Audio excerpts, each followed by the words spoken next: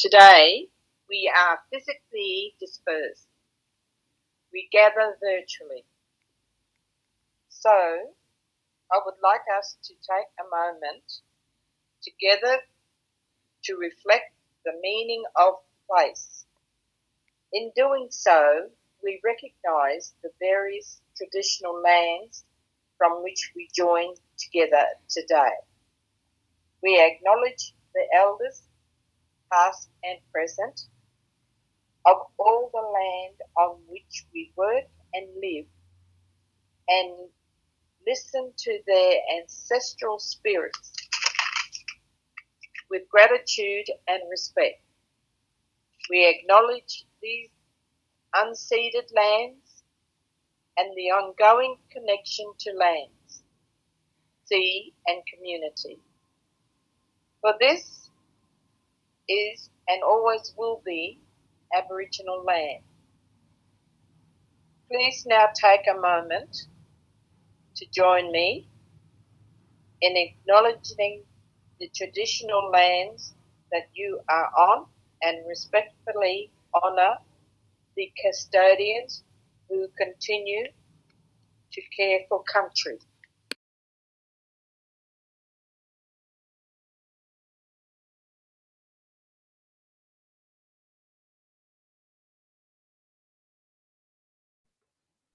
He honore, he karorea, he maungarongo ki te whenua, he whakaro pai ki ngā tāngata katoa. Huri no mai tēnei pito, ki tēnā pito, ki tērā pito, ki ngā tāngata whenua o te ao. Tēnā koutou, tēnā koutou, tēnā koutou katoa. It's a great honour on behalf of Māori here in Aotearoa to acknowledge us all and the sovereign unceded lands we stand on, the waters, mountains and forests that sustain us, the ancestors whose dreams have inspired us, and the future generation for whose rights we fight. How wonderful it is to be gathered together for another Lime Connection, albeit electronically, in this really extraordinary time in world history that we find ourselves in. May our connection be fun and fabulous, authentic and creative, powerful and provocative, healing and radical. Tēnā koutou katoa. Koutou, ngā mihi nui ki a koutou katoa, ko mihi nui ki a panellists today, and ka mihi nui ki a tangata katoa out there in our virtual lands. I'd like to take this opportunity just to acknowledge the Indigenous owners of the whenua that our institutions are built on, and we have panellists today from all over the world, and we are very lucky to have people dialing in from different lands, different time zones, to join this kōrero today around student support in 2021, but also student support beyond that and what that looks like. So before we get into the kōrero, and myself and the panellists have actually had a pre-meeting, and we've sussed out what we'd like to cover today around student support. But before we get into that, I have a few housekeeping issues that I need to get through. The first one is that this session is recorded, and you are able to view this later on if you wish, if you have other things that's going on. However, you do need to be registered for the Lime Connection, and we do ask that you don't share your passwords or your links with others. We would like people to register through the Lime Connection website. Obviously, our kōrero today is sharing people's experiences within their different academic institutions. We're going to discuss enablers and what those look like, but we're also, like any Lime Connection, we're not going to shy away from the tough conversations that we've had to have and the really challenging experiences that we've had to have, each of us within our institutions, to develop and sustain Indigenous student support within our academies. So that conversation, we just ask that people are respectful, particularly with their comments and on the chat, which, if you are unaware, is also recorded, and just be respectful of that. We also have the Dennis Mcdermott Memorial Award, which is for excellence in cultural safety, and applications for that can be found on the Lime Connection website with the link directly linked to the Lime Connection 9 link on the Lime Connection website. If you're into social media, which most of us are these days with the world that we live in, please use the hashtag #LimeStayingConnected with any of your comments that you are going to tweet or gram or whatever you're wanting to do on whatever platform, but we really would love to see that hashtag. It actually allows the Lime Secretariat to stay connected. And there it is, Leilon, just queued up. She's put it on the chat already. If you can use that hashtag, it just allows us to keep track of everything that people are commenting on and what people are saying and thinking. Like I said before, please don't share links and passwords. It's really important for the Lime group and for Lime Connection to have a really good platform and understanding of how many people are engaging with the Lime Connection, especially over these times where we have to do it virtually. So please, you just need to register with Lime in order to access all of the Lime Connection panels and keynotes that have been going on through for the last few months. Contact the Lime team via email if you have any difficulties, or they're actually online as well. We've got the Lime Secretariat, as always, ready to pounce if anyone has any problems, but definitely get in touch with them if you need to. If you want to contact any of the panellists that we're going to korero with today, you can contact them also through the Lime Secretariat, and their emails will be available to those that have registered for the conference. So that's the housekeeping out of the way. And with anything around, if you've come to New Zealand before, you know that we really like to find out who people are, and we really like to make those connections. And so for our next part, we really want to do what's called whakawhanaungatanga. And so with whakawhanaungatanga, it is the act of building relationships, building that connection, the act of coming together as a whānau. And that is something that we really love to do here in Aotearoa, and it's something that actually we really love to do at Lime Connections when we've met physically and we're able to meet physically. So what we're going to do now is just do some brief whakawhanaungatanga with the panellists, who are going to just introduce themselves and introduce their roles, who they are, the lands that they stand on, and then we'll get into the conversation. And so I'd like to start with Val, actually, if she could introduce herself, since she's the furthest away. So kia ora, Val. Thanks very much. It's wonderful to be here today. So Tanse, Val Arnault Pelletier na Siga Sun, Beardies and Okimasis and Waterhead Lake First Nation Ochinia. In terms of situating myself, I'm in the province of Saskatchewan in Canada. Canada is also referred to and known to Indigenous people as Turtle Island. I actually live in a small Mennonite community of Dalmany, and that's about 20 minutes outside of Saskatoon and Saskatchewan. I live, work, and breathe on the homelands of my ancestors and my relatives in an area known as Treaty 6 territory, and I acknowledge it also as the homeland of my many Métis relatives. I am Nehio Esqueo. My spirit name is Kahio Mgwan Awasis, Eagle Feather Child. Somebody asked me once, why wouldn't you say Eagle Feather Woman at this stage in your life? I said, you know, it's because I'm always learning. I'm still a child. I have a long ways to go in my cultural teachings and my spiritual journey. So that's why I leave the word Awasis as part of my spirit name. So I've been working at the University of Saskatchewan since 1993. So I've had a good long career. I started off in the College of Nursing, and I worked in the capacity of administration and Indigenous student support for over 16 years in the College of Nursing. In 2010, I applied for the position of Indigenous coordinator with the College of Medicine at the U of S, and I've been working here for over 11 years.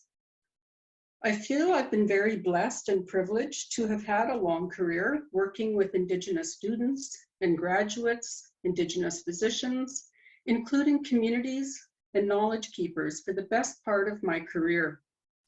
I'd like to add that I work with some pretty amazing folks, colleagues and allies.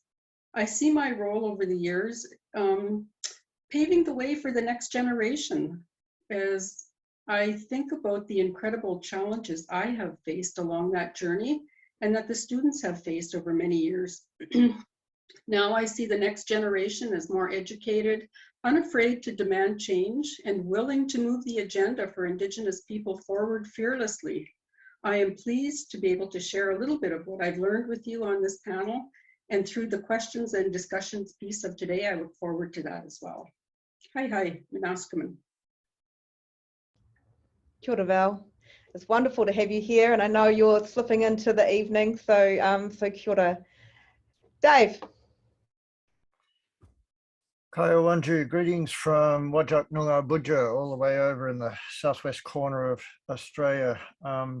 I had a great pleasure working on this country alongside countrymen as a non-Aboriginal man for a very long time, enabling Aboriginal people to achieve their dreams to become medical practitioners, mostly, sometimes nurses and physios, but mainly in medicine. Where I work is Valerie, Fremantle, just down the road from the beautiful Derbil Yerrigan, and it's Julbert time now. It's springtime. It's a beautiful time of year, and it's really nice to be meeting with you and talking with you and sharing. I also work up at Yaru country, where this background photo comes from, which is up in Broome in the far northwest corner of Western Australia as well. So great to be with you and look forward to this conversation. Kia ora, Dave, and it's great to see you. We've known each other for a long time, so it's lovely to see you, if not in the flesh, virtually. Kia ora, Zoe. Kia ora mai tātou, ka nui aku mihi kia koutou katoa.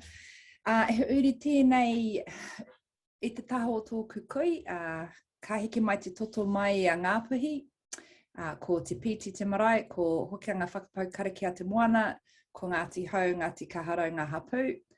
I te taha o tōku koro no Ngāti Parau, ko Hikurangi te maunga, ko Awatere te marae, ko Awatere te awa, ko te whānau te aotahi te hapu, ko Zoë Bristowe tōku ingoa. Kia ora everybody, I just want to acknowledge everybody's sacred spaces and maunga whakahi, your mountains and rivers and landscapes and oceans, and it's a real privilege to be here today. My name is Zoë Bristowe, and I'm the co-director of the Māori Health Workforce Development Unit. So I'm at the University of Otago on our Dunedin campus, and I've been here for about 12 years. So my background is in early childhood, and then I did some iwi development contract work here in the South Island. So my tribal lands are actually in the North Island, but I've pretty much grown up here in the South where we're located. And I have the privilege, I guess, of working alongside aspiring Māori health professionals coming from all over the country. So at our university, about 85% of our cohort come from areas outside of Otago, and many of them stay in a residential college. So we're different in that sense. We also have competitive entry into our health professional programs from a one-year course, and that does differ from other institutions as well. So I should probably say that up front. So students can do a one-year course, and if they meet the criteria, then go into health professional programs. Our university offers probably some of the more comprehensive range of programs in the country. When I say in the country, we are one of 2 medical schools in New Zealand. So you might know we're a team of 5 million, so we're a little bit smaller. We have the only School of Dentistry here at the University of Otago and other programs. So our work involves supporting students on their journey into and through university study and out the other end. And we've seen huge shifts in our health workforce since we started our work in 2010. So we're very fortunate. We're funded by the New Zealand Ministry of Health, and since that contract has started, we've seen a quadrupling in Māori student numbers entering into our health professional programs. Our first graduation year, we saw an increase of a 10% boost in the existing Māori medical workforce, so in medicine alone. And I think that speaks to what we all know, is that Indigenous models work. And more recently, we've been able to apply our Indigenous approaches to student support for non-Indigenous students from who attended schools in low socioeconomic communities, and we're seeing successes there. So again, it's another demonstration of, I guess, the power of what we do, and I'm really looking forward to today. And I just wanted to thank the Lime team for the opportunity and fellow panelists as well. So kia ora. Kia ora, Zoe, and I'm really looking forward to your kōrero later on around enablers and challenges. So kia ora. And I have a personal understanding of the mahi that you do, so I just wanted to mahi to you, so kia ora. Josh.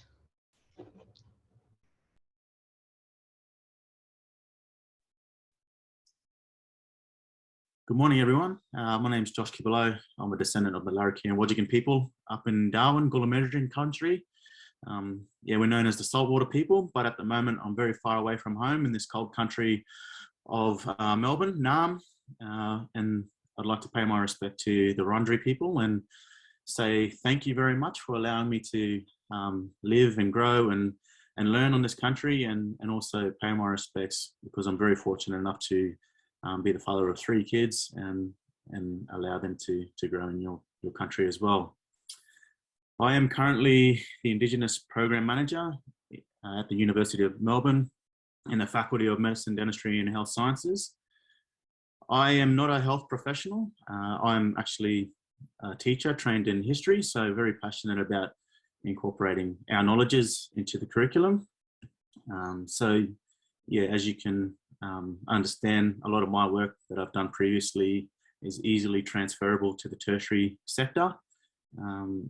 So yeah, a lot of the stuff I do is developing curriculum and helping teaching and learning staff embed that into their curriculum, and helping develop our workforce, and then also most importantly helping our students transition from undergraduate to postgraduate degrees, because yeah, we should all acknowledge that our students are our primary work, and very important to the work that we do, to build on some of the work that has been done by previous and current academics and activists in our communities. So that's a bit about me. Hopefully we'll have some really thought-provoking discussions today, and I look forward to it. Kia ora, thanks Josh. I can appreciate you as saltwater peoples to be landlocked. It's a little bit of a challenge being a little bit far away from your, I guess, from your mauri. So, so kia ora Josh, and we're really looking forward to hearing your kōrero as an educationalist on this panel. So kia ora. And finally, Ella. Hello everyone, my name is Ella Ceolin. So I'm a proud Aboriginal woman. My family on my mother's side come from the Jabagai and Rawgurukaba peoples of far north Queensland. So that's the Cairns and Townsville region. But currently I'm based on Darumbal country in Rockhampton. So I'd just like to acknowledge and pay respects to the local community and elders for having me on their country and allowing me to learn here. And also would like to acknowledge on my father's side as well, we're Italian as well, and that's where my surname comes from. So I'm a current med student at the University of Queensland, but as mentioned, I'm based in Rockhampton at the moment, and that's because I'm in my clinical year, so I'm based up here at the hospital. I have a background in biomedical science, which I also did at the University of Queensland. And currently I am the student director of the Australian Indigenous Doctors Association. So in my role there, I am on the board of directors, but also chair and manage the student representative committee. So the student representative committee is made up of a student Indigenous representative from each of the medical schools across Australia. And together we are the peak body of representation for the Indigenous medical students. And so, yes, thank you for having me today. I'm really excited to be on this panel and to discuss some things today. Kia ora, thank you, Ella. And so kia ora koutou, and my name's Tania Huria, which I said mentioned before, and I am a proud Ngāi Tahu and Ngāti Mutunga ki Wharikauri, which is the Chatham Islands, and Ngāi Tahu was the South Island of Aotearoa. Woman, and I'm really excited to be the facilitator for this panel today. I have worked at the Māori Indigenous Health Institute at the University of Otago, Christchurch for a wee while now, and I was just trying to figure it out. I think it's 15 years I've been there, and more recently I have become the Associate Dean Student Affairs for the 3 clinical years of medical students at the University of Otago, Christchurch, which has taken me from being a Māori academic and lecturer supporting Māori students to being a Māori academic lecturer supporting all students, which is, I've actually decided that I'm not changing any of the ways that I work just because I've found myself in this particular position, and that it's actually helping support our Māori students that are on campus, you know, in many other ways than I think that they possibly thought that they could have. So kia ora to everybody. So like I said at the beginning, we've had a little pre-meeting around what we'd like to cover today. Just for you listening, for our participants, what I'd like to do is actually hear from all of our panelists first, and then we'll open it up for questions, and people can direct their questions to the panelists via the chat. Or it could be a broader question, and I'll help direct that to the appropriate panelists I think that might be able to answer that question, or someone might just jump in. But I guess from the whakawhanaungatanga you can see that we've got a real range of experiences within this panel today, acknowledging those that have been in this mahi for a very long time, and those that are going to be you know, that we're supporting as our future with Ella. So and we feel really lucky to have Ella here on our panel with us to I guess get us to think about what it looks like with Indigenous students support beyond 2021. So kia ora. So I'm going to start up with the panel now, and like we did before, we're going to go to our furthest away, and we're going to open up the session with Val. So kia ora. Hi, everybody. So yeah, I guess I am a long ways away from you. So I'm just going to start off. I have written out a few notes, and I'm going to follow along with what I have written up about my experience, and hopefully get a little bit out of what I'm going to share today. So we were asked to touch on a key message or key enabler as part of our presentation and discussion points today. And I think some of my other colleagues on this panel couldn't pin it down to one critical factor in working with Indigenous students. So I've included several points that I feel are important to mention. So a critical factor in my work with students has been the advocacy work I have done over the years. I've advocated for more funding for students, for changes in their clinical rotations as they experience family and life situations because of historic trauma and family commitments.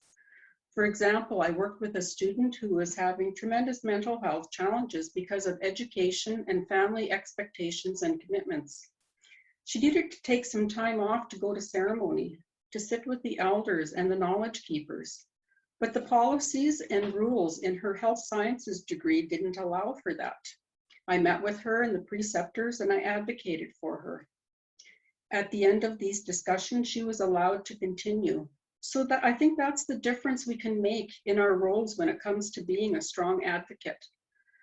Over the years, I have seen the students change and grow as they move through their education journeys. There are challenges that Indigenous students face that are unique and different. We've all experienced incredible trauma and racism at times. I can help navigate these conversations, provide resources where possible, and provide a listening ear. We have much work to do to create effective policy and tangible repercussions for racism in our institutions. I often ask and challenge leadership to address racism in our institution. They often will defer back to me or to other Indigenous colleagues, or at times even the students. How do we fix this?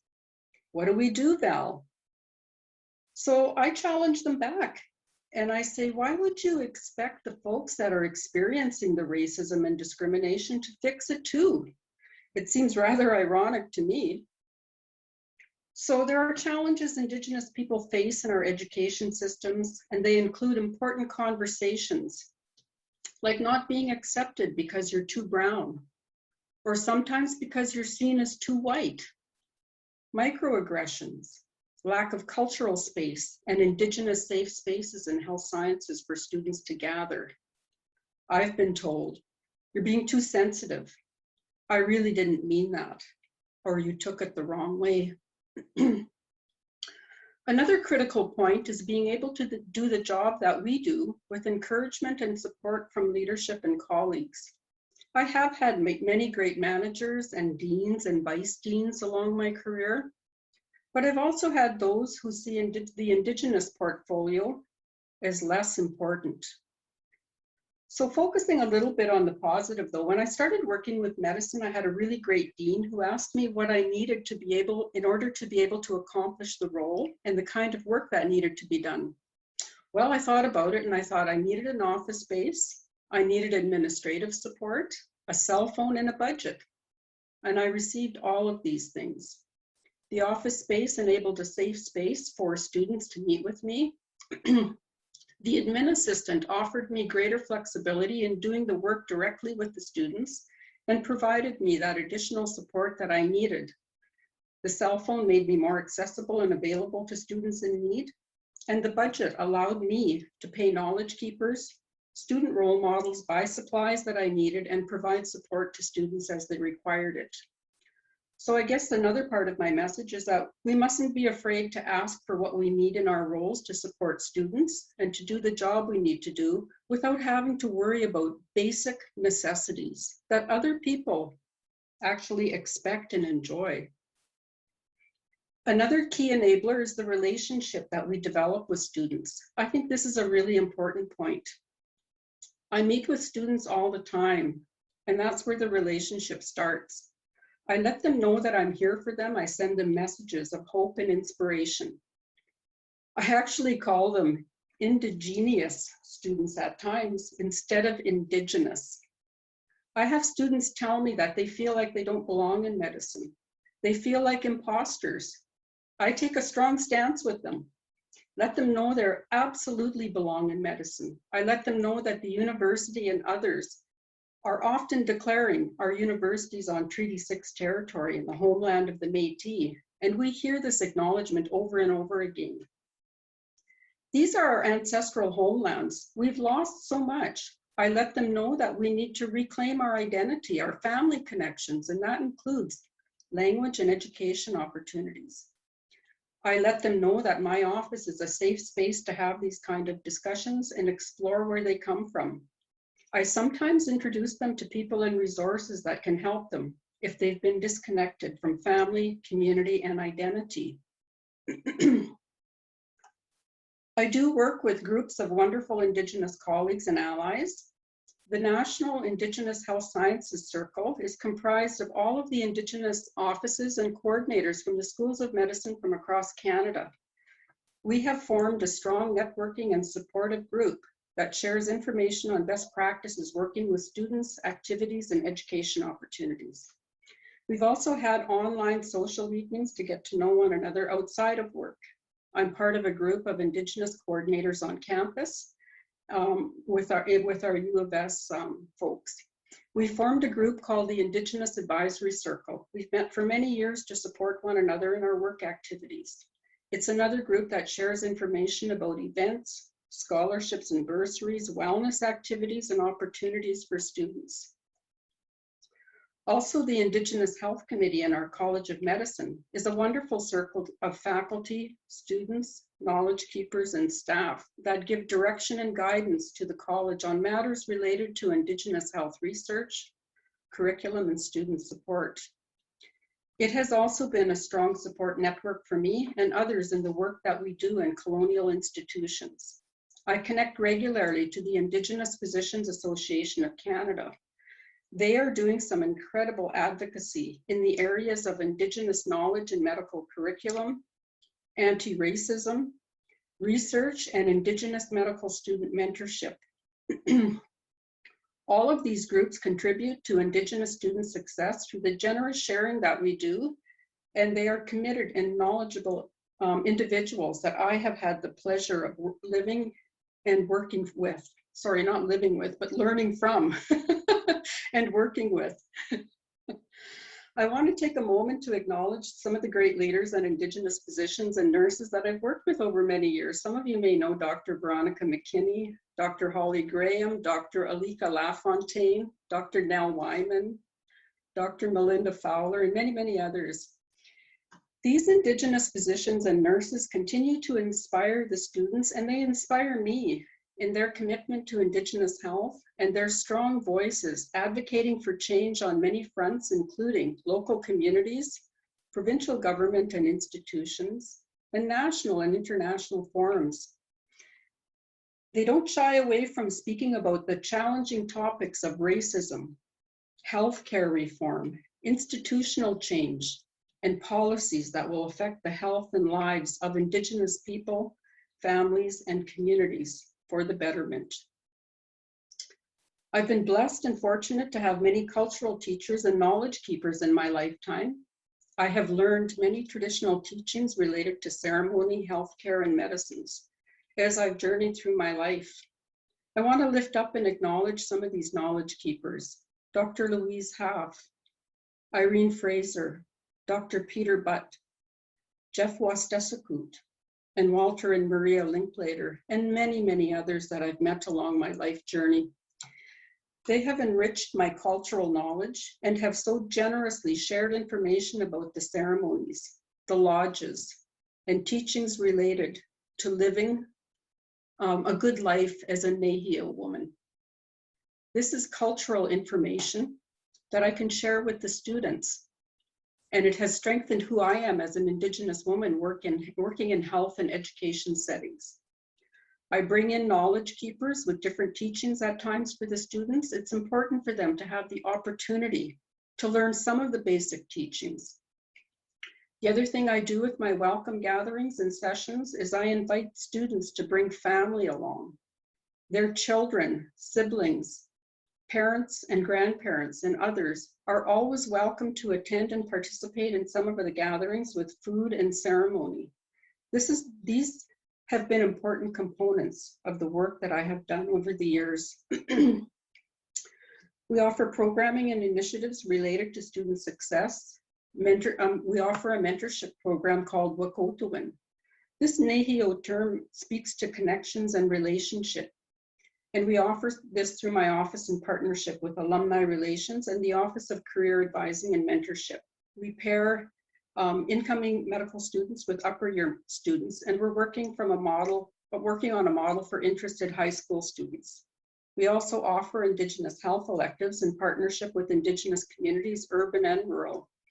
We have 2-week placements for 4th year medical students with All Nations Healing Hospital, Whitecap Dakota First Nation, Sturgeon Lake First Nation, Métis Addiction Counseling Services, and First Nations and Métis Health at Royal University Hospital and St. Paul's Hospital. We have teaching and medical curriculum related to the history of Indigenous people in Canada, including residential schools, 60s Scoop, and the child welfare systems. Dr. McKinney coordinates and provides resource people and teaches many of these lectures in her theme lead role with Indigenous knowledge in our medical school.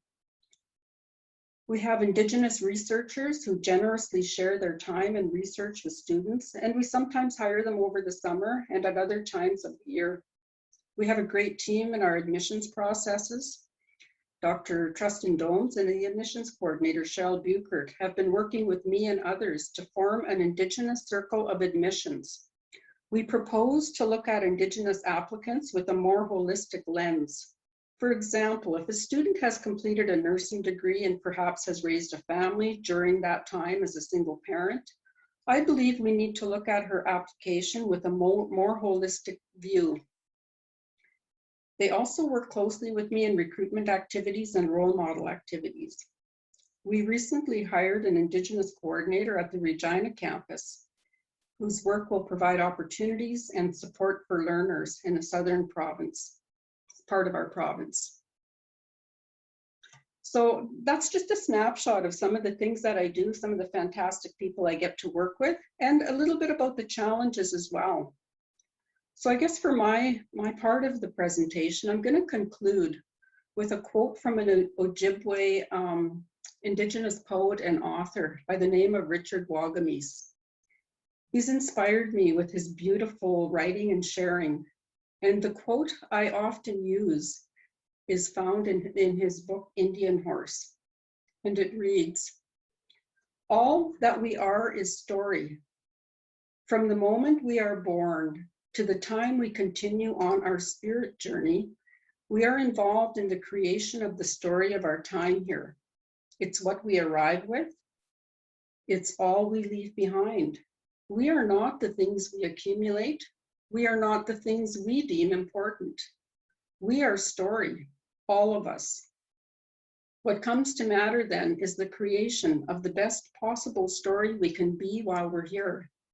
You, me, us together. When we can do that, and we take the time to share those stories with each other, we get bigger inside. We see each other.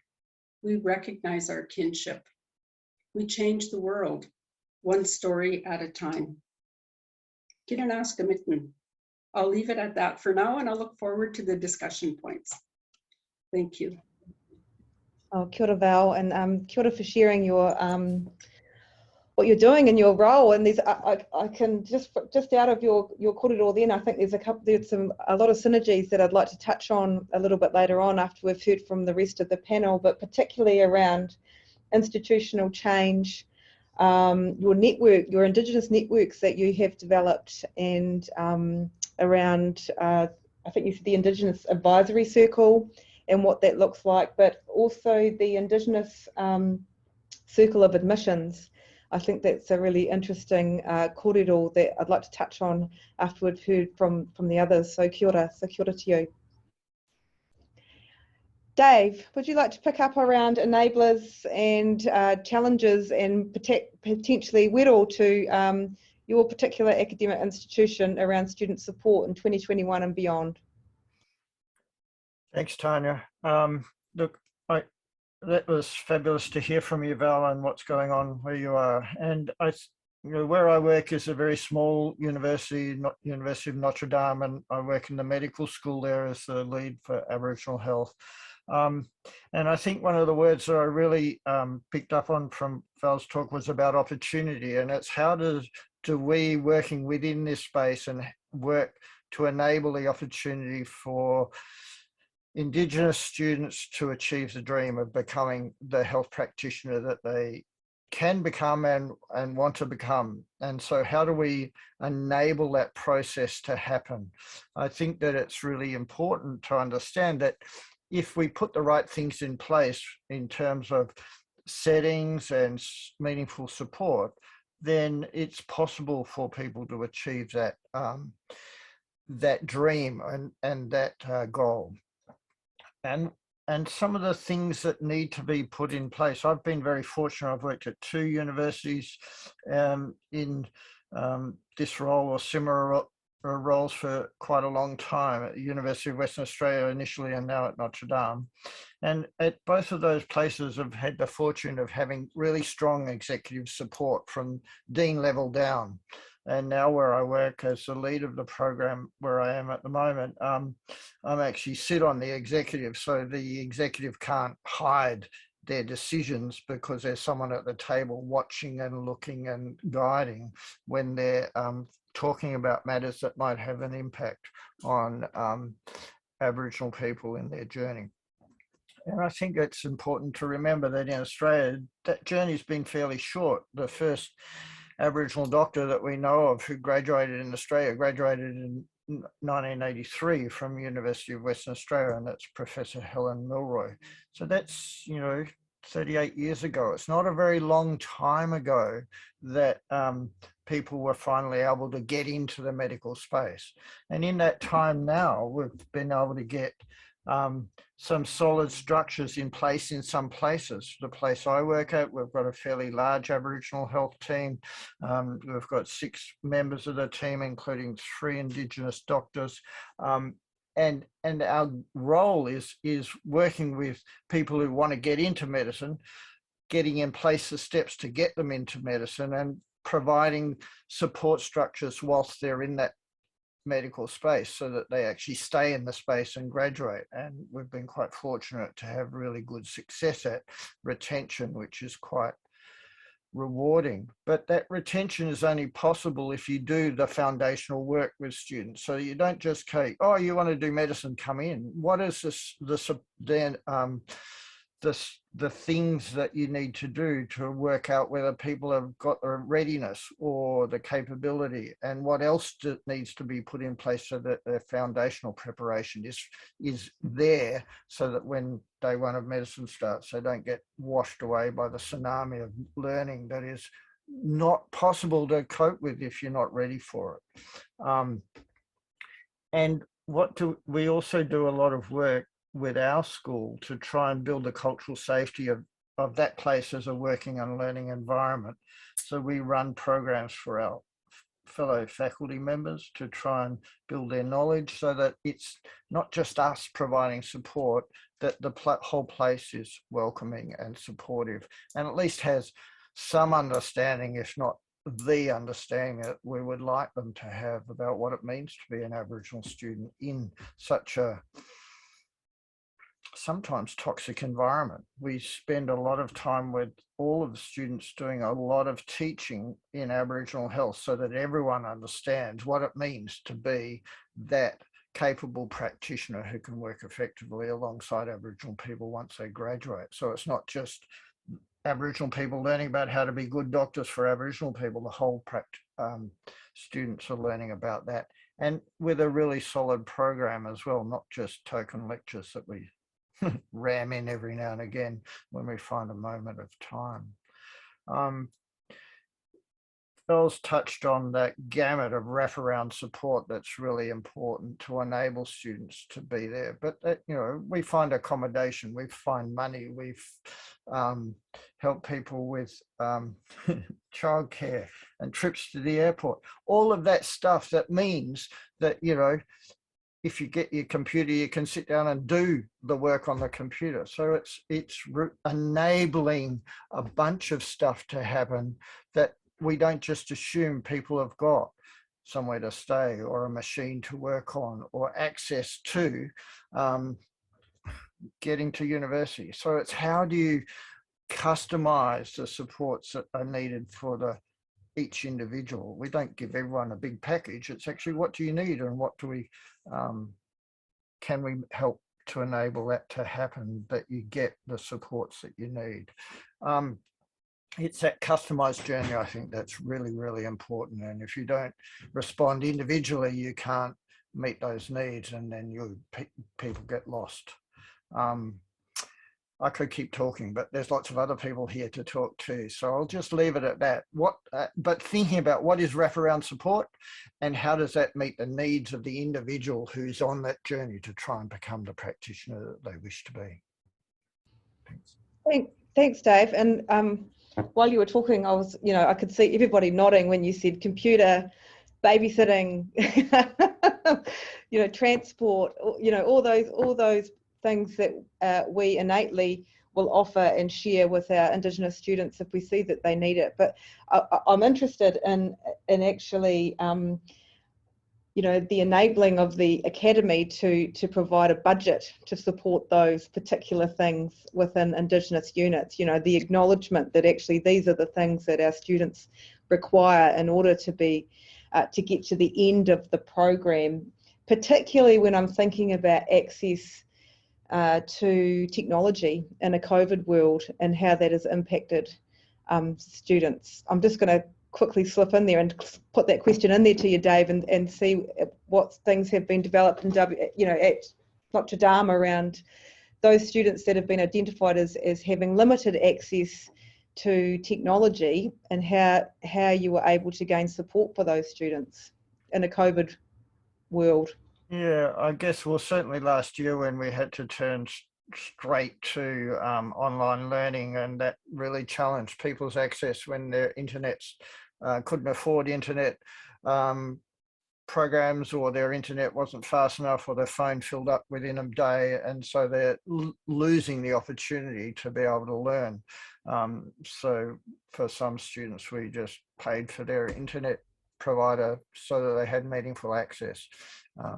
I lose count of the number of computers we've been able to find for people and share with people that might be new or might be old. But it's a functional machine.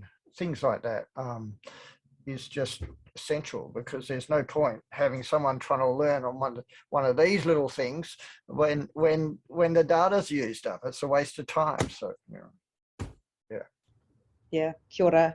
And I'm just going to just briefly nod to a couple of our attendees. Jenny and Ruth, I have your comments here, and I might just hold your question till after we've heard from the panelists. And Jenny would just like to share with you, Val, that she felt that your start to the panel was inspirational. So kia ora. So Josh, oh no, we're going to go to Aotearoa. Sorry, I was splitting up Aussie. So Zoe, kia ora. Kia ora, everybody. Yeah, thanks, Val and Dave. That was really inspirational. I think I was definitely one of those people nodding and doing silent clapping on my mute, because I feel strongly that we would all be on the same page. So I think perhaps from my perspective, just a couple of observations and some commentary around how we practice. The blueprint for what we do comes from the past. You know, we work, and it's just become more clear to me, a lot of what we do is resistance work. We're constant activists because we're constantly battling, and that's a key component of our job, but I don't think I was really aware of it until more recently. So we spend a lot of time resisting, reframing and redesigning and fighting for our justification for being in tertiary institutions, and that has to stop. So when we started in 2010, our absolute bottom line is that we are Māori values based. We are strengths based. So a lot of that meant that we were saying, when people were saying, oh, can you report on Māori disadvantage? We would say, no, we refuse to. That's not a thing. Oh, but just do it. We've got a reporting line here and it says Māori, Pacific, disabled and other disadvantaged peoples. This is actually a true story. And we said, we will not do this. Our indigeneity is our strength. That's what's keeping, everything together. And that's been our key message working with students. So when I first started, we had a scholarship program and some outreach programs. And our scholarship program included family right from the beginning. So we're interviewing applicants with their whānau in their hometowns and saying, these are the realities of university study. If you come along to this and you're committed to this, we'll support you 100%. We need all of us on this journey. So we started building this collective in a university that's historically excluded our people, marginalised us and made our students feel like they needed remedial assistance. So we stepped into that space and put umbrella support up, pushed back, said, no, wait, we're strong. And that's the key message that we have with our students, that they bring, that for us, this isn't an individual journey, it's about the collective. We don't want one person going through medical school. We want one person going through medical school and bringing everyone with them and feeling empowered to do so. And how do we do that in a space that's, to be honest, been quite hostile to our aspirations? So we have a number of approaches. Things that we're really aware of is we need clear strategy, policy, action on that policy, and resourcing. And that if we're going to do it properly, that has to be Indigenous led. So we know that, the solutions for the challenges that Māori experience entering into university don't lie within the culture that have marginalised Māori. So the authority and the knowledge resides within us, and we build that momentum in how we communicate, and we staunchly, fiercely protect that space for students. And so we've had this cumulative growth, and it's really has, like, that scholarship program has almost been a movement. I'm sounding very preachy, I apologise. But we're 12 years in now. We've got doctors, dentists, physios, you name it, who've come out of the scholarship program. we've got just down the hallway here, one of those scholarship students is now teaching the Māori medical curriculum in dentistry. That's a transformative shift, and that's because of a range of factors that everyone's already, alluded to. But one of them is Indigenous leadership that will not bend to the status quo. This is normal, because whatever that normal is has not worked for us. So if we can centralise ourselves in the space, push back and resist, then we can make the change happen. So we're always strength-based. We're very data-driven too. So we're actually demonstrating results. We're evidence-informed, and we're celebrating those results. So sometimes when our own university may not want to celebrate with us, nationally we have a reputation that we're doing something that is working at Otago. And that actually came to quite a drama last year, where we got sued by a parent whose child didn't get into medical school. And that was around this idea that the Indigenous students were taking up all the places. Because yes, we've been supported in some ways to be successful, although we could be resourced more, we could be centralised more, we could be at every meeting table. But actually, when it came down to it and someone said, we're challenging what you're doing, our university didn't back us. They went in the other direction by suggesting that we should put a cap across all of our treaty and our equity groups. Like, let's reduce numbers to keep people happy. So anyway, there was a national rah, is the best way to describe it. Lots of media focus over it. And it was overwhelmingly supportive, because we've seen a shift in how nationally we're framing the Māori experience and the value add that Māori students bring to programs like medicine. And I think for the most part, the support was overwhelming and continues to be so. So the court case got, ironed out, and we're in a more informed position now. But I think one of the key things that we have that I think we will all share is that our students are the centre of this. So for us, that collective group of students who held the space firm didn't stoop to, social media commentary over this, and actually just stood up and said nationally, why are we justifying our place to be here when our people are dying 20 years earlier than others? We are needed, and we're adding value. And that was huge. There was a paradigm shift, I think, in thinking about why we have the types of work that we do, how we do the types of things that we do. And I think we're on a more positive trajectory. I just do want to say that the students driving the students, there's no way that we as individuals can do student support work. Like, it has to be that snowball that's led by students as well. So having one person get through who's bringing someone else alongside them, who's bringing someone else, sometimes dragging, but often lifting. And that's our philosophy, and it's hard work. And I want to acknowledge all the people in this space that are constantly pushing. But ultimately, that's what we signed up for, and that's what we're committed to doing. So kia ora. Oh, kia ora, Zoe, and a massive mihi to you and the crew down there, and also how staunch you were last year in protecting the space and not allowing that discourse to go any further, and actually making that stand very clear. I know all of us that were a part of that conversation were just so proud of the work that was being done by your unit and by Joe, and and we're celebrating, and we're seeing it now with our students coming through who are incredible. So kia ora. Josh. Hello, and thank you all for sharing your stories of resistance and strength. If I could just revert you back to the acknowledgement and welcome to country, that was actually given by my grandmother. So that was really lovely to hear her voiceover at the start.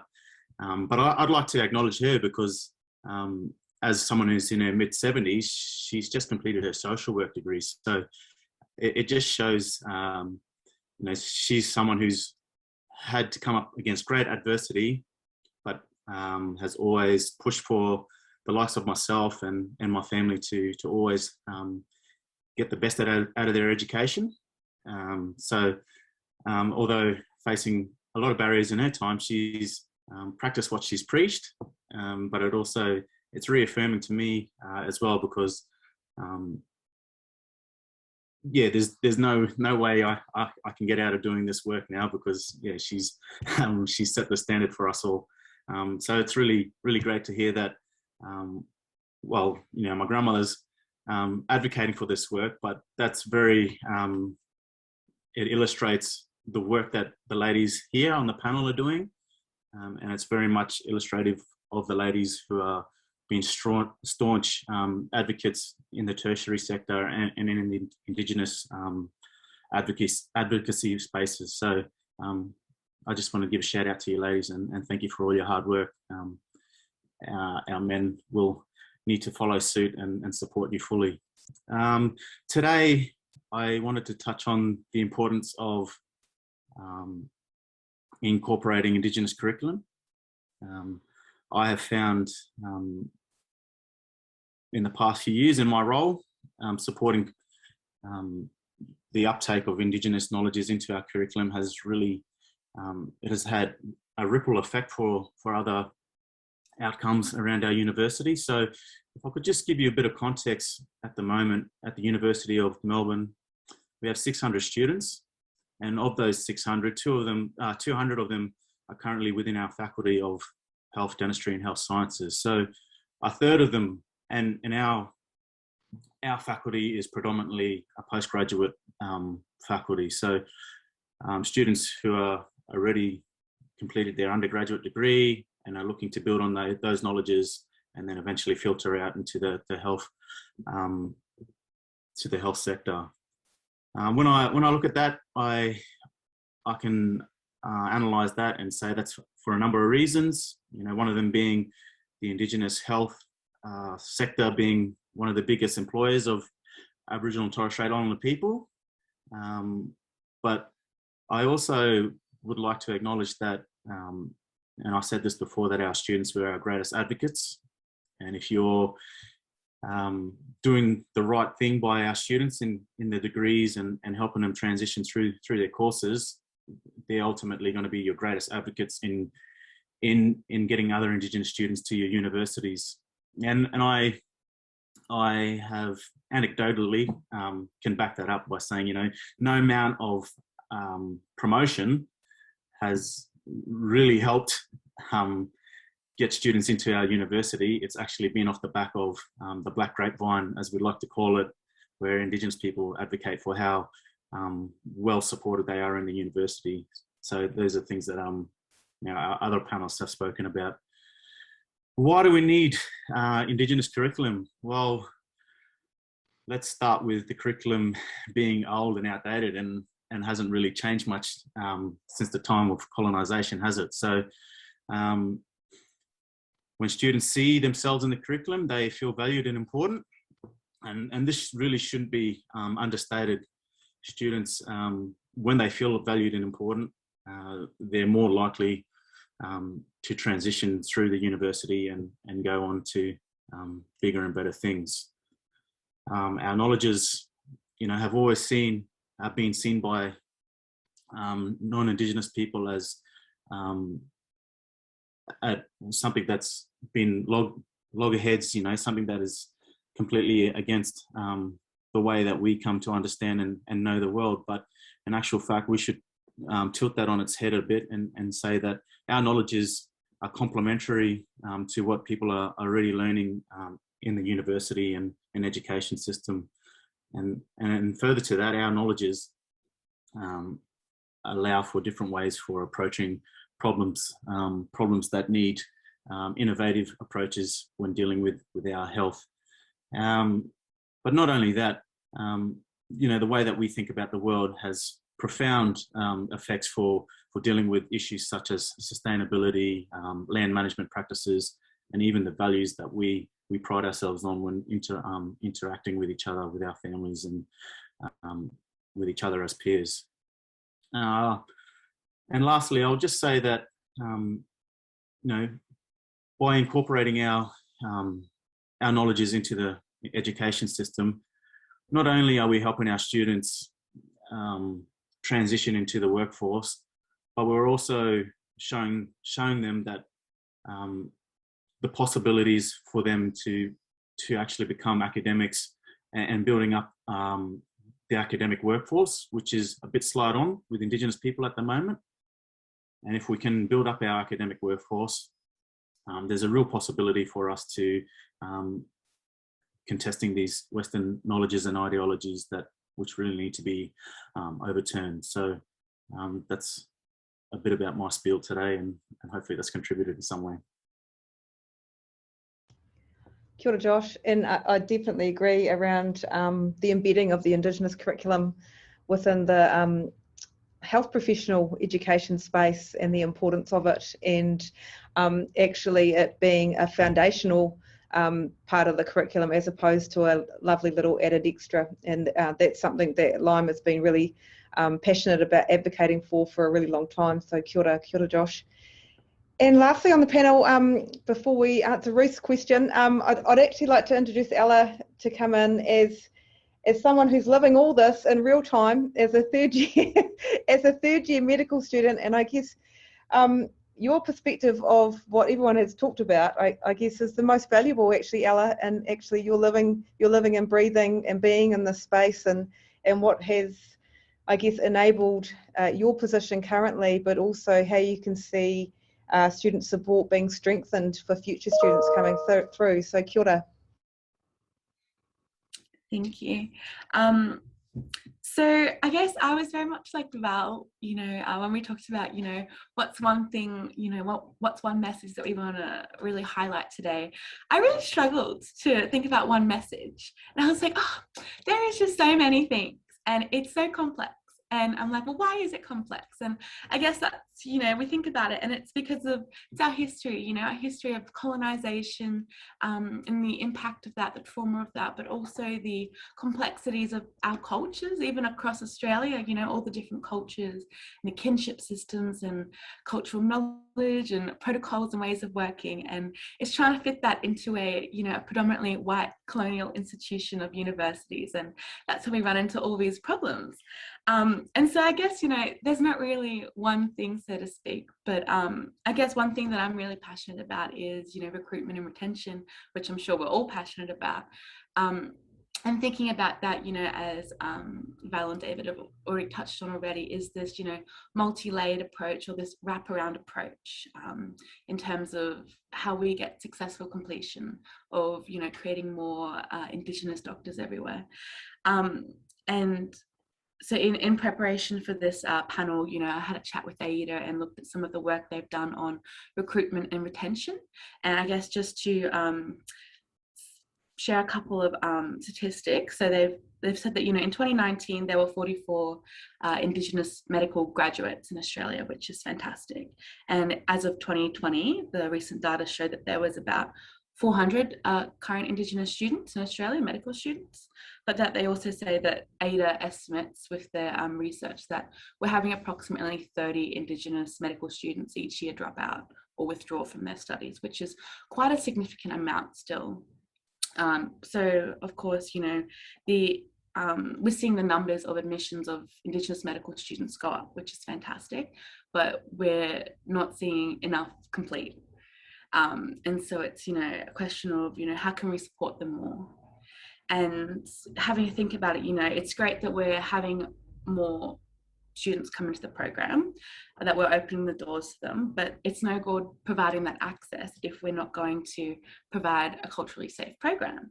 And I really, you know, was listening to what Val spoke about in terms of, you know, that student who was struggling and really needed to go back to her, you know, roots and find some strength in her culture. And that really, I guess, resonated with me, because to share a similar story, we had a Torres Strait Islander medical student who she had to do some sorry business. It was a tombstone revealing, which of course for anyone who doesn't know, is a significant event for Torres Strait Islander people, and it's actually after the death usually of the person who's implicated.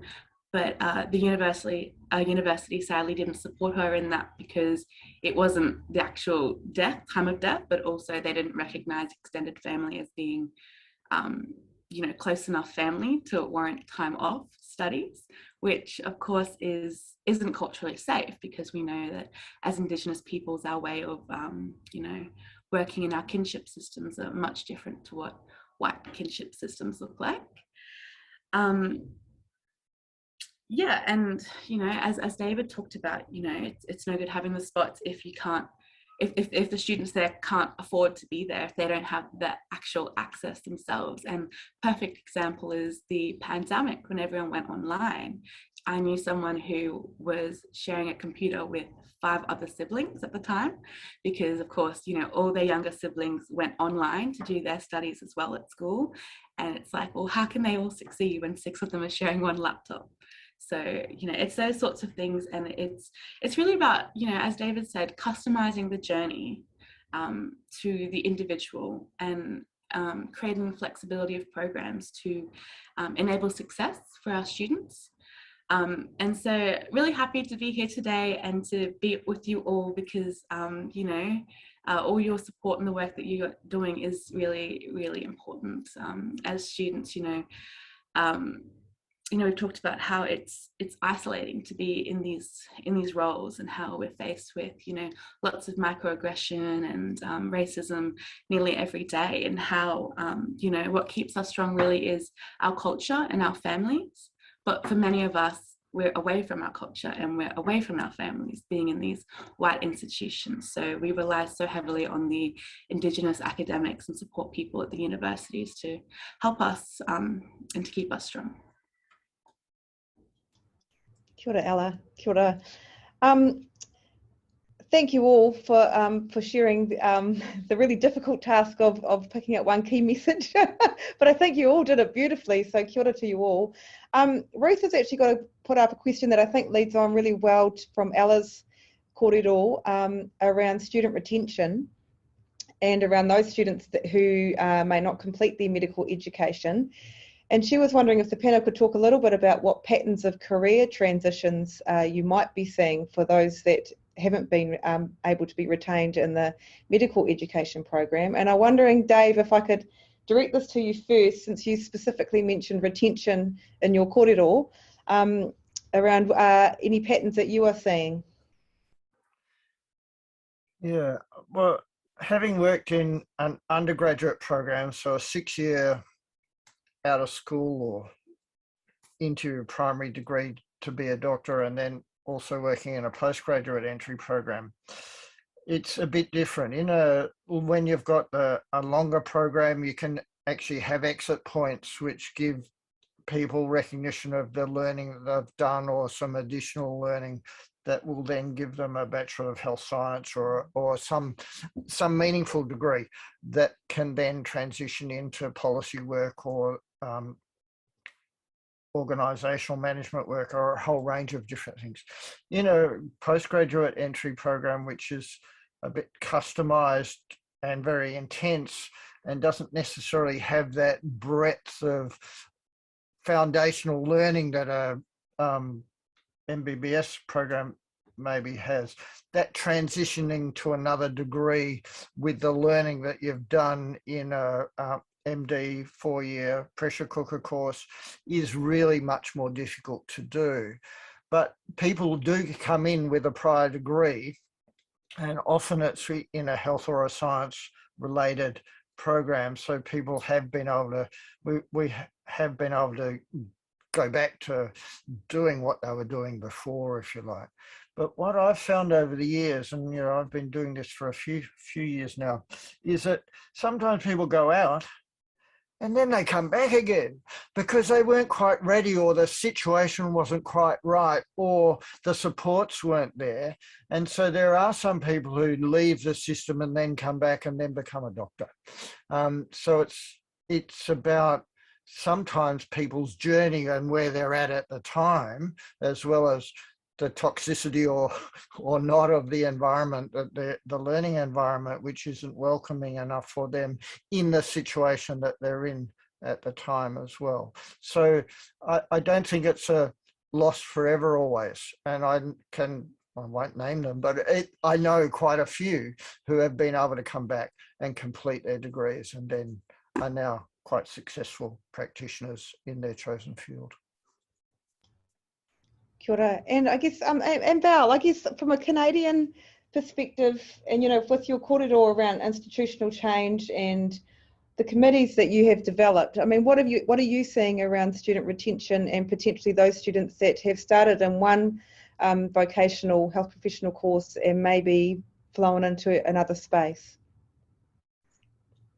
Yeah, so we have just quite an incredible network in Canada, and certainly within our province and within our university. So the support that students get, as somebody alluded to, isn't just from one individual. It certainly is from, of course, family and community, but within the context of our university, circles of support, like the Indigenous Advisory Circle, which are all of my colleagues in different colleges and different departments within our university. That's where I get strength from. We give strength to each other and information. We share best practices, and we're able to support the students in such a good way with that kind of networking.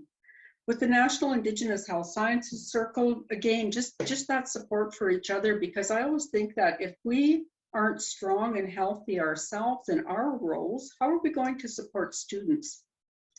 So we need to look after our health, our mental health, physical, spiritual, and emotional health, in order to provide the support that's required for some of the students who are struggling, or maybe some of the students want to stop by the office and just share some successes that they've had. But always having that open door policy. So with these different circles of support, the different committees that I sit on and have had the, I guess, the honor of really interacting with over the years, it's been a source of strength. And again, they support the Indigenous applicants and students as much as I do in some ways. And getting to know the families and building those relationships. Relationships are huge and very key. I think Josh talked about the, I forget, Josh, what the term was. Was it black grapevine? That's it. So in Canada, we have something called similar, but we call it the moccasin telegraph. So these are the kinds of things that I guess also help bring students into the medical school. Our students have done very well over the years. I mean, I've been around for 27 years in nursing, but I always had an ear to what was happening in our medical school over the many years, and interacted with some of the first graduates in medicine and the ongoing students who went through. And so in our medical school, we actually haven't lost a single person yet. Some students have had to remediate. Some students have had to take some time off for family commitments or whatever was happening in their lives, but they did come back and finish. So I think we've had, 111 graduates. I think we've got 32 that are currently studying in progress. And so I think we're doing okay, but we can always strive to do better. And it's that willingness to make space for us. But we're not afraid to push the envelope either. Kia ora. Well, we have a saying in Aotearoa, which is the kumara vine. So I'm gonna quickly flick to Zoe about the kumara vine and around what's happening in the retention space within Aotearoa, particularly from a workforce development position. Kia ora, thank you. Yeah, so the kumara vine, sweet potato, for those of you that are unfamiliar with the kumara. We're also quite fortunate to have very high retention rates in our health professional programs. Part of that is quite a well-developed understanding of academic criteria. So we're now at a point where roughly 20% of each intake of students into Otago Medical School are Māori, which is phenomenal. Like, it's a huge increase. We haven't changed the entry criteria. We've changed the environment around the students. one of the key things that we are seeing is once students are there is the challenges that you might expect with a really rigorous academic program. So students will encounter mental health challenges or family issues. So we have 1 to 2 students who may exit per year. We do have students who also take a year out for various reasons, and if that's what they want to do, we encourage that. We are fortunate we've got roles like the role that Tania's in the student affairs role, where there's quite wraparound support within the medical school. I mean, most of the staff are medically trained or have had close connections in that space where we're looking out for students' well-being. I guess from our perspective, we want to be really clear around academically what's required to go in. And also we have one-to-ones with all of the students coming in as well, just to be clear around what they might expect in the program. Because we're talking about it openly now, but talking with a first year student who happens to be 19 and saying, you might encounter some racism. And when you say might, you mean you will. And then once, you know, you're in your hospital placements and all those kind of things, they won't necessarily listen to us as much as they do their peers. So, you know, really supporting the peer network to be as strong as possible is quite a key strategy for us as well. And I think demonstrating that we're having increasing numbers in, it doesn't necessarily mean higher attrition at all. It means a stronger collective voice in the group. Kia ora. And I guess, Josh, from your perspective around the embedding of the Indigenous curriculum, I guess, have you seen any relationship between the students engaging in the Indigenous curriculum and the higher visibility of that curriculum in student retention? Yeah, I think in our faculty alone, we've seen an uptake of 30% of students over the last 3 or 4 years. So that in itself speaks volumes. And then we've actually, you know, an initiative such as a community of practice where we're asking all teaching and learning staff to meet with Indigenous staff like myself and other academics, and where we speak about embedding Indigenous knowledges, we share resources, and you know, and a lot of it's to do with helping our teaching and learning staff feel comfortable with teaching it, because you know, they have a bit of an issue around anxiety to do so. So if we can help them feel comfortable to teach it, then that's going to have huge effects as well. But if I can talk about something that David raised in a previous discussion, he spoke about students more likely to succeed once they, you know, survive their first year of university, and we've very much found that to be the case at the university. Even Indigenous scholar, Cubillo woman Nikki, I should say Associate Professor Nikki Moody, she speaks about some of this stuff in her writing. High degree research students, and an astounding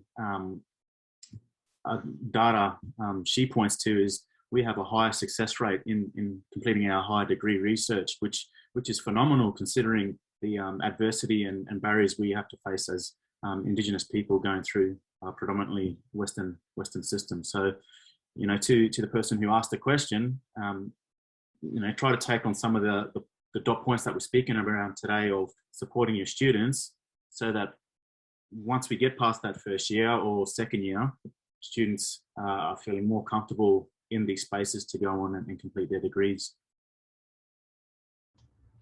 Kia ora. And I guess I just have a wee question for Ella, and then while I'm asking that question, I just want to open up the Q&A. So if anyone of the participants that's still out there, if you have a question, just post it up and I'll direct it to the panelists. But Ella, we've touched on a little bit, Val touched on it a little bit, and so I guess we all have around microaggressions, you know, the hidden curriculum, how visible is that for students? How do students actually, I guess, download and offload some of those experiences? And are the academies providing appropriate avenues for students, for Indigenous students, to out those experiences and be heard? So I guess it's important to note that every university is different, and some definitely do it better than others. In terms of where students go, I think predominantly in terms of support, it's their peers, which we've already discussed, but it's, you know, it's having the Indigenous units at their universities, and, you know, you'll find that students will just walk in and just offload to anyone and anyone who will listen, whether that will be a student or a staff member. You'll find that, you know, most of the Indigenous medical students will have sort of like a unofficial group where they can meet up and talk about things there. At AIDA, we also offer, you know, support as well. We have our student representative committee meet every month, and certainly sometimes we go off gender and just, you know, just listen, because sometimes it's just so nice to be able to talk to people who have experienced a very similar thing somewhere on the other side of the country, and learning from them about, you know, how did they deal with it, what did they find was good, and, you know, what can they do to, you know, make some change so that other students don't have to go through a similar sort of circumstance. Yeah. Yeah, because I guess, I mean, when Zoe talked about a blueprint and you know, the resistance in establishing that blueprint, and I think we are at a space and place now, and have a critical mass where we can actually challenge our institutions to ensure that it's the responsibility of every faculty member to ensure that their Indigenous students feel safe to study, feel safe to learn, feel safe to progress in whatever environment that is, whether or not it's in a lecture theatre or in a clinical environment. And so for me, when I think about Student Support 2021 and beyond, it's actually developing that blueprint that I guess places the whettle or the challenge back on the institutions to ensure that all of the spaces within our curriculum are safe. Kia ora, I have hands up by from Associate Professor Lelon. Thanks, Tania. And look, really thanks to all of the panelists, and I really appreciate the resonating themes across what all of you have been saying. And I guess my question though is to you, Tania, and I'm just wondering, all of those years of supporting Māori students, I just wonder what you've taken from those years to really sustain you in your new role, which is much broader, and what's the essence, I think, that you might have taken from that into this new role? Yeah, that's a really great question, because it was a surprise to me when I got this job, to be honest. There were some other candidates who looked like the previous Associate Dean Student Affairs, and I thought that potentially the institution and our campus wasn't ready for someone that looked a little bit different, but I was wrong, and actually the vote came down to the student body, and they decided that I was the person that they were more likely to come to. And I guess that is the basis of how I'm trying to, I guess, redefine this role. I will never change who I am. So, you know, when I see the students, they are of the age of my nieces and nephews. And I do, you know, take on for some of them a bit of an auntie role, because for some of them they need an auntie, and that is sometimes an auntie or some awhi or support. Particularly for the Māori students, and I found it quite funny when Zoe said about, you know, one drags another.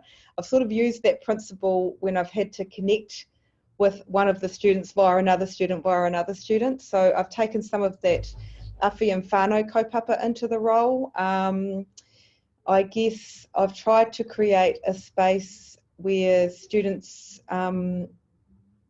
feel that they can come in without any prejudgment. So part of that has been that I've stepped out of most of my undergraduate teaching roles. I still go to the noho marae teaching that we do here in Christchurch. But I go as a teacher and a lecturer, but also as the Associate Dean Student Affairs, because I feel like I'm standing in a place where our Indigenous students feel safe as the Associate Dean Student Affairs, and it's really important for them to see me in that space also, that they know that they can come to me. But for the wider student cohort, it's about showing them that I'm investing in them as students and as people. Yeah, it's been an interesting transition, mainly around learning around policy and procedures, around student support, student assessment. Student admissions has been really interesting one, and always ensuring that at the heart of that is my position as an Indigenous academic, and that's still there. And I put that out there first. You know, it hasn't changed. If I'm sitting on a committee, I come from that position. If I'm sitting on the Associate Dean Student Affairs meetings, I'm the only Māori Associate Dean Student Affair on that meeting. So obviously I'm going to talk about equity and all those types of things, and I feel that that's really important. Thank you, Tania. And I guess that also goes to some of the conversation that we started with from you, Val, about access and timeliness of access and ease of access. And if I might indulge, take your indulgence, Tania, and just ask one more question, because it's about money, and I just wanted to ask each of the panelists, including you, Tania, about money and about the different layers of money. So about, for example, how each of the institutions thinks about resourcing, for example, your work, Josh, and how does that, do you have to argue that point each time, and how do you deal with that?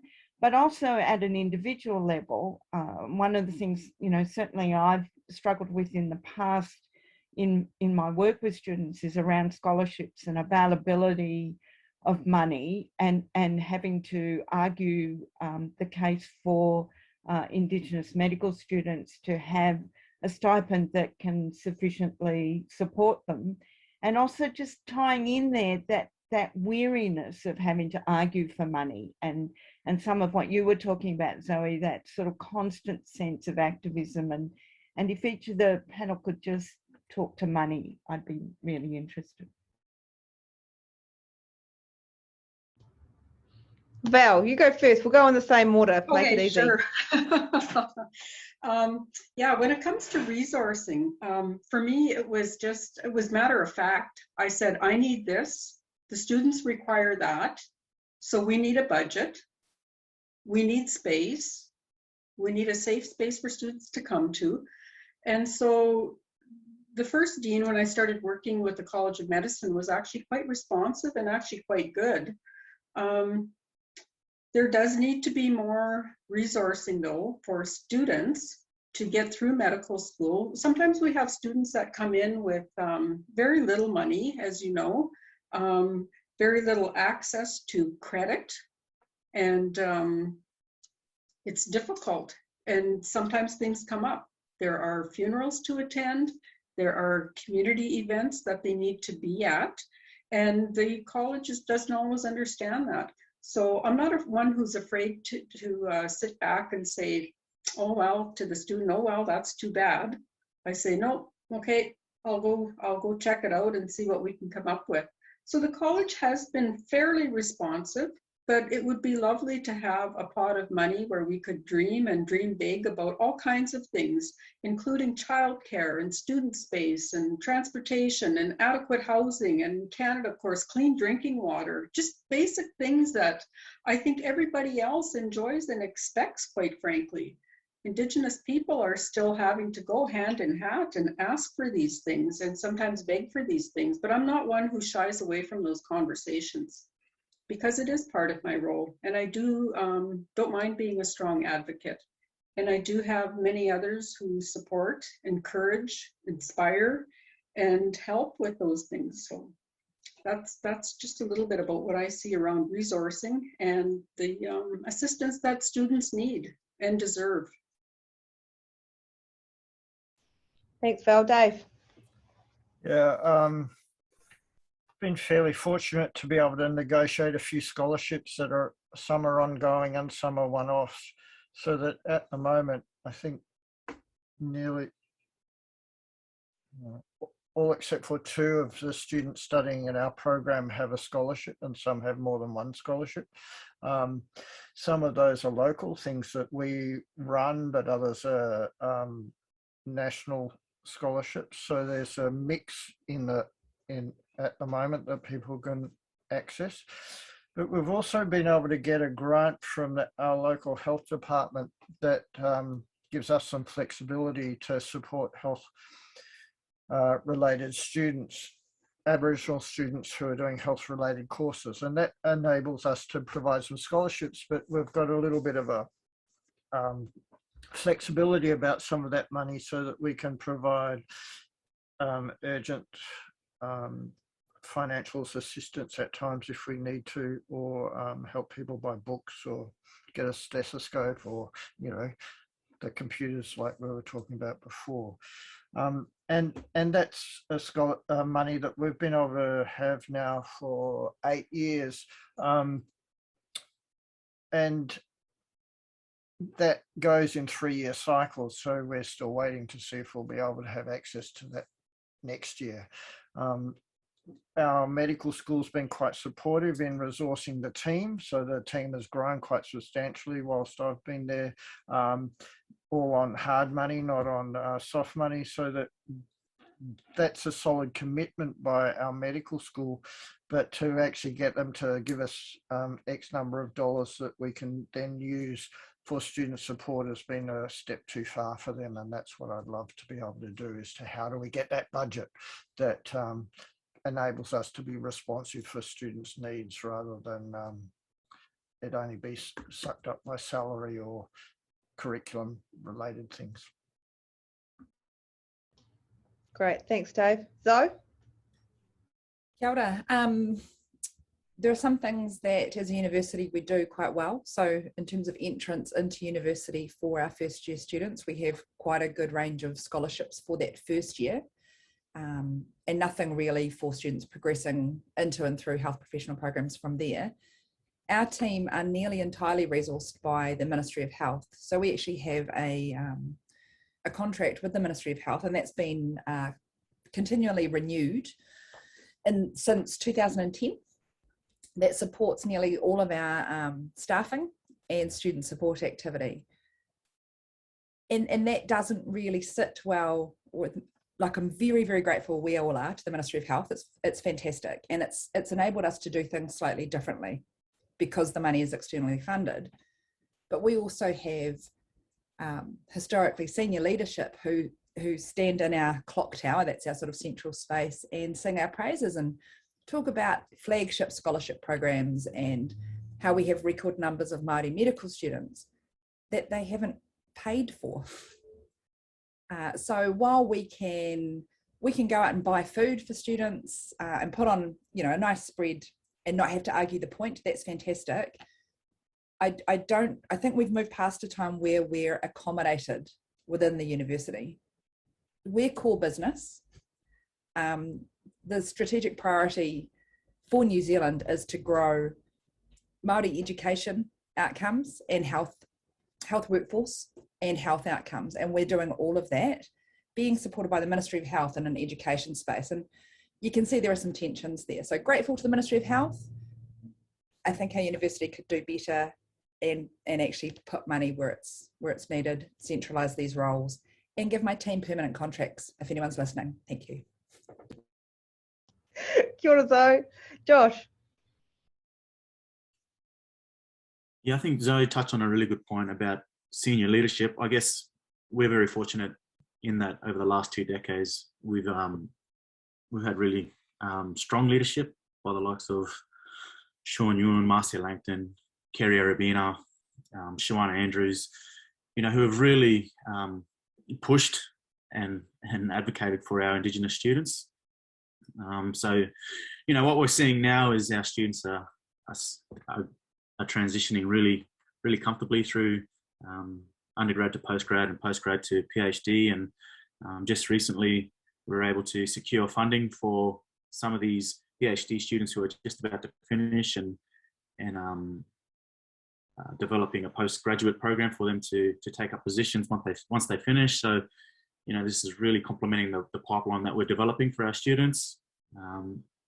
So that came on the back of good leadership, but it came on the back of you know, non-Indigenous advocates within the faculty. So and our dean, she was really a great advocate for that as well. So, you know, I think most of you can appreciate that, you know, while a lot of the hard work has been done by Indigenous people along the way, we're going to need a chop out and help along the way. So that's been the case. But also with COVID, it has really, you know, put a lot of stress and strain on a lot of people's budgets, and I'm sure you can articulate that as well.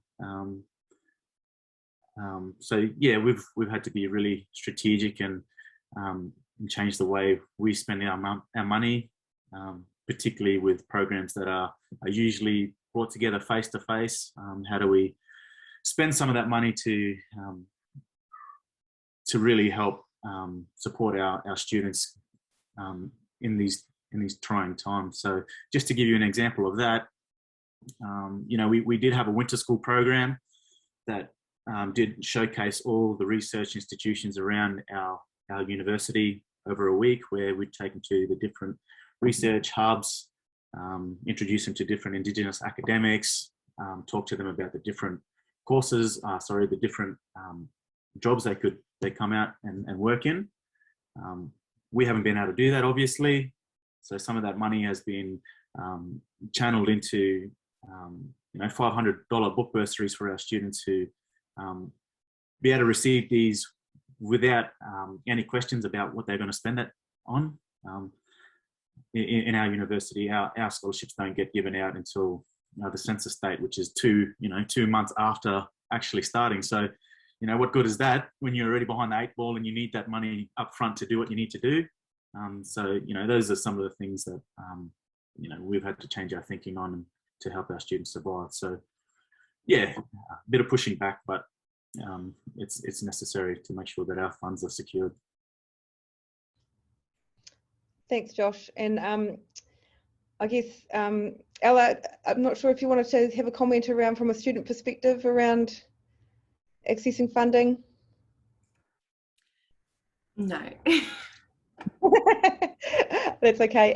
I guess from my perspective, what I have really learnt in the last 18 months in this role is that actually there's quite a lot of funding out there that our Indigenous students don't actually know is out there. So I've been very, I guess, overt around sharing with the students. You did know you could apply for this, and actually, you know, the numbers of students that do apply for these particular scholarships, there's actually not that many. And if you looked at through some of the applications, they're a little bit marginal about whether or not they fit the criteria, but I'm pretty sure our Indigenous students would fit most of the criteria. So I've been a little bit creative with that type of thing. We have and Zoe will know about this, but we have an equity fund that's available within the University of Otago that's meant to help support and resource the Māori strategic framework, and within that is workforce development sits. We've also been a little bit creative about that around potentially using some of that funding to pay for childcare for some of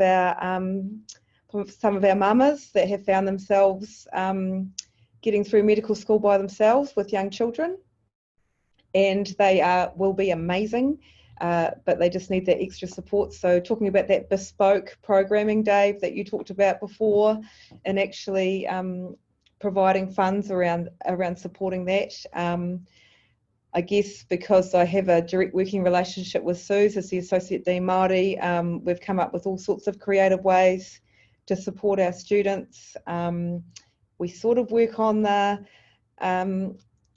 ask for forgiveness, don't ask for permission type scenario, but we're not actually asking for forgiveness. We're just saying this is really what needs to happen. My actual role has no budget. The Associate Dean Student Affairs here has no budget, but we're lucky the Medical Education Unit has a small budget, and within that we have a very supportive Dean who is committed to the Māori Strategic Framework principles, and that has helped around that funding. From a Indigenous unit perspective, we're always fighting for FTE, permanent FTE, tenured FTE positions, which is needed to support the curriculum, but also to support students. So I guess, oh, we've got someone up on the chat. Oh, that's from Leland, great. Leland just telling me we're doing good timing. So I guess from here, we actually have a survey that would really appreciate those that are online to complete now. We all know that actually live surveying is a lot easier, and Shane has just posted up the SurveyMonkey link. So we'd really love for you all to complete that survey. It goes a long way to helping shape these programs, and you can appreciate actually the really difficult task of coming together and having a kōrero virtually, when we would all love to be on someone's lands in whenua to share this space and place, but we're doing the best we can, and actually surveys and completing surveys to support the kaupapa is a really great part of that. So please, if you could click on that link, that would be really great. Before you do, I'd like to thank all of our panelists, and mihi to you all the valuable work that you're doing within your spaces and places, and I wish Ella all the best for her future career. I'm pretty sure you're going to be a rock star, and really looking forward to meeting you at a Lime when we can meet in person. This all wouldn't happen without our sponsors. There's going to be a slide with all the sponsors for Lime that's going to flick up fairly shortly, but there's some major funding through the Commonwealth Department of Health, the Medical Deans Australia and New Zealand, and Torres, and we have a lot of colleges who will be flicked up on the slide. There you go. And I guess, you know, that's a really great place to finish our kōrero around the colleges, because that is the support beyond 2021 for our students that are completing their training this year, is around actually challenging our colleges to continue Indigenous practitioner support within that college space. So kia ora to everybody. Ngā mihi nui kia koutou katoa. Thank you all. Thank you to all my panelist friends. And Val, thank you to you across the oceans. Dave, Josh, Zoe, we'll see you soon in Dunners, and Ella. Kia ora to the Lime Secretariat, and please fill out the online survey. Kia ora koutou. Kia ora everybody, and thanks to you, Tania, for doing a great job facilitating. Much appreciated. Ngā mihi. Thanks very much, everybody. I really appreciated being here this evening, which is, I think, morning for you guys.